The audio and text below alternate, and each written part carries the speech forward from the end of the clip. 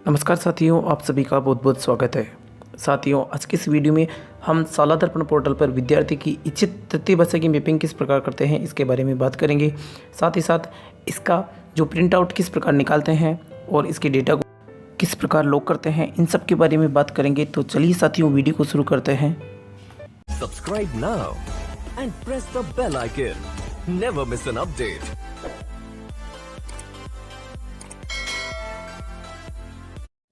सबसे पहले हम अपने मोबाइल या कंप्यूटर का कोई भी ब्राउज़र ओपन कर लेते हैं और उसमें शाला दर्पण लिखकर सर्च करते हैं।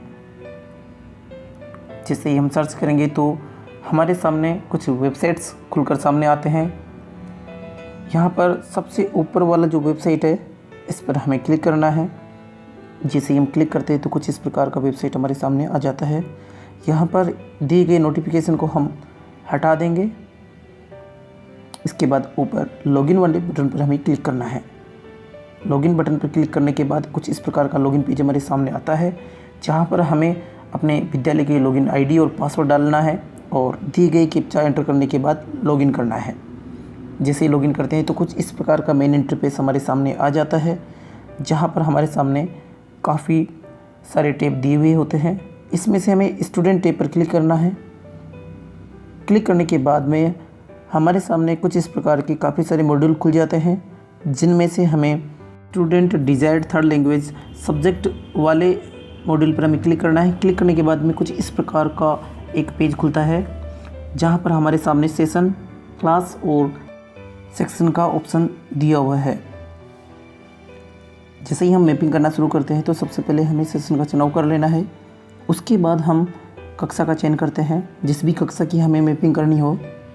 इसके बाद हमें सेक्शन का चुनाव करना है। सेक्शन का चुनाव करने के बाद हम नीचे दिए गए गो बटन पर क्लिक करना है। जैसे ही हम क्लिक करते हैं तो कुछ इस प्रकार का एक नया पेज खुल जाता है, जहां पर हमारे सामने उस कक्षा के सारे विद्यार्थियों की लिस्ट खुल जाती है, जहां पर एसआर नंबर, विद्यार्थी का नाम, पिता या अभिभावक का नाम और उसके आगे वाले कॉलम में इच्छुक तृतीय भाषा का कॉलम दिया हुआ है। हमें यहाँ पर क्लिक करना है और जैसे ही हम यहाँ पर क्लिक करते हैं तो यहाँ पर तृतीय भाषा की लिस्ट खुल जाती है, जिसमें संस्कृत, उर्दू, पंजाबी, सिंधी, गुजराती या नन, इस प्रकार के ऑप्शन हमारे सामने आते हैं। हमें यहाँ पर विद्यार्थी की जो इच्छित तृतीय भाषा है, जिस तृतीय भाषा को विद्यार्थी लेना चाहता है, उसका हमें यहाँ पर चुनाव कर लेना है। और चुनाव करने के बाद में जो लास्ट वाला जो कार्य या एक्शन वाला बटन दिया हुआ है, हमें वहाँ पर क्लिक करना है।